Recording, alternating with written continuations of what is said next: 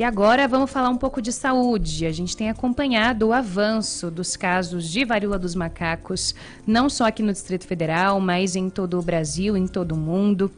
Os alertas emitidos pela OMS, a preocupação das autoridades de saúde, é sempre importante explicar em que pé que está o avanço da doença por aqui, o que a gente pode fazer para se proteger, para proteger o outro.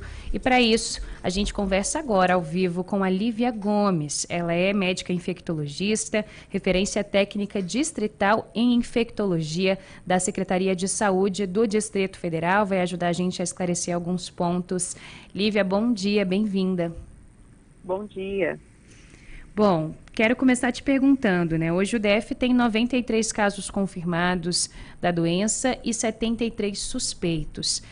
O panorama atual é preocupante? A gente tende a ter um aumento de casos significativo nas próximas semanas ou a situação está sob controle? Bom, o que a gente tem observado nas últimas semanas é um aumento bem importante de casos. E se a gente for pensar que a gente tem um tempo de incubação de doença aí, que varia entre 6 e 21 dias, em geral 2 semanas, a gente se preocupa porque tem vários eventos acontecendo na cidade, muitas festas, muitas aglomerações, e esse número tende a subir nas próximas semanas. Doutora Lívia, Diego Amorim aqui, muito obrigado pela sua participação conosco no Nova Manhã. Eu lhe pergunto o seguinte, eu imagino que depois de uma pandemia da Covid-19, o cuidado com a informação que a gente tem que ter precisa ser ainda maior. O vírus não é de direita, não é de esquerda, ele não está nem aí para as discussões políticas, para negacionismo, ele vai avançando. E quem nos escuta no rádio agora deve ficar se perguntando, né? Eu preciso me preocupar ou não preciso me preocupar? Né? Ainda na esteira da pergunta que a Ariane fez. A pessoa fica ali amedrontada, a gente está vindo de uma pandemia assustadora como foi a da Covid e eu sei que se a gente fala demais, vocês estão criando pânico, se a gente fala de menos, o vírus vai avançando e ele não perdoa ninguém quanto a isso, né, doutora? Como é que vocês, enquanto figuras importantes aí na questão da saúde, estão lidando com tudo isso num pós-pandemia de Covid com a varíola dos macacos agora? Eu acredito que a pandemia da Covid-19, ela nos ensinou muitas coisas, né? Inclusive essa questão da comunicação e de alerta para a população, ainda que, né, com esses vieses políticos que você citou. O que a população tem que ter em mente é como que a gente pode adquirir a doença. Acho que a informação ela é importante exatamente para que sejam evitados os casos, né? Sejam evitados os casos. Então, essa é uma doença que ela é transmitida, né? Esse vírus ele é transmitido principalmente por gotículas respiratórias, o contato direto com as lesões cutâneas, aí é fácil porque é uma lesão visível, né? E o contato com fluidos corporais, então transmite também através do beijo e da relação sexual. E também por objetos contaminados. Então, o que as pessoas têm que ter em mente? Tentar restringir mais essa questão do contato sexual, né, principalmente com quem não se conhece ou quem, se tiver algum tipo de suspeita, reparar bem na questão das lesões corporais, infelizmente isso é necessário, mas as medidas gerais para a população seria evitar ambientes muito aglomerados, evitar ambientes fechados e sem ventilação. E se isso não for possível, num ambiente fechado, num ambiente de trabalho ou no transporte público, ou qualquer outra situação que envolva uma certa aglomeração, tentar fazer a utilização da máscara facial de boa gramatura e manter os ambientes arejados. Outra questão importante, higienização de superfícies comuns, né, locais que muitas pessoas tocam, então fazer aquela higienização com álcool 70 ou produtos recomendados para higienização. Então, nada que envolva pânico, mas algumas questões que nós já aprendemos em relação à prevenção também da Covid-19. Doutora, eu vou fazer duas perguntas em uma. Primeiro, eu queria saber, em geral, como é que estão esses casos confirmados aqui no DF.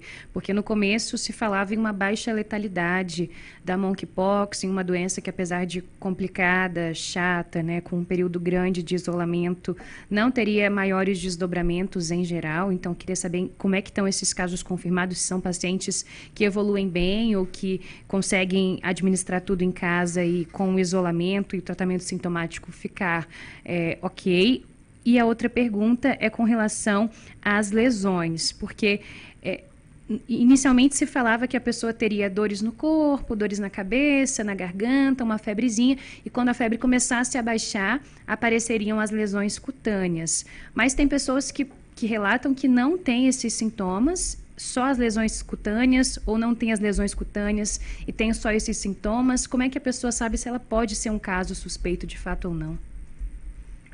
Bom, o que a gente sabia, né, dos relatos da literatura, essa é uma doença nova no Brasil, apesar dela ser endêmica na África Central, é que são duas fases de doença. Então, a descrição clássica, que a gente tem um período febril, que dura em torno de 5 dias, e que a pessoa tem febre, dor de cabeça, aumento de gânglios, então sintomas um pouco inespecíficos, né, que não estão relacionados apenas à monkeypox.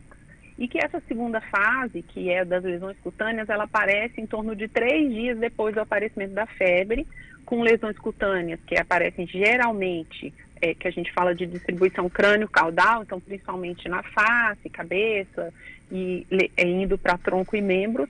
Mas o que a gente tem observado é que a maioria dos casos não está apresentando essa evolução clássica, né? Essa evolução descrita na literatura. Muitos pacientes chegando sem histórico de febre ou sem adenomegalia, né, que seria o aumento dos gânglios, e apresentando direto lesões cutâneas. E essas lesões cutâneas, elas podem levar a uma certa confusão, porque a gente pode fazer o diagnóstico diferencial com outras doenças, como a catapora, né, que é a varicela, com a sífilis secundária, com o sarampo. Então, a gente tem uma série de doenças que podem se apresentar também da mesma forma. O que é importante é que a pessoa fique alerta em relação ao seu corpo. Primeiro, se atentar se teve exposição ou teve contato a alguma pessoa que seja um caso suspeito ou confirmado, e observar lesões de pele. Como que são essas lesões de pele? Geralmente elas começam como uma mácula, que é como se fosse uma manchinha, ela vai se elevando um pouquinho, depois faz a pápula, que é como um carocinho, tá? Tentando fazer um entendimento melhor. Depois, vesícula, que é como se fosse uma bolha, mas não é uma bolha tão grande, geralmente são bolhas pequenas, a não ser quando é uma doença muito disseminada. E essas bolinhas, elas estouram e aí viram lesões, né, ulcerados, que formam crostas, né, aquela famosa casquinha.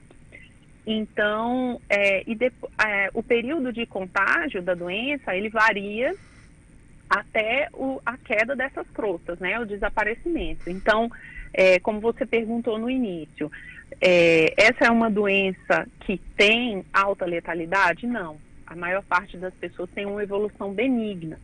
Poucas pessoas vão necessitar de internação. Quem tem uma evolução pior? Geralmente, pessoas imunossuprimidas, que fazem uso de drogas imunossupressoras, ou que têm algum tipo de neoplasia, HIV, são pessoas que necessitam de internação, e ainda assim essas pessoas são poucas as que evoluem para um desfecho letal, né, que evoluem para óbito.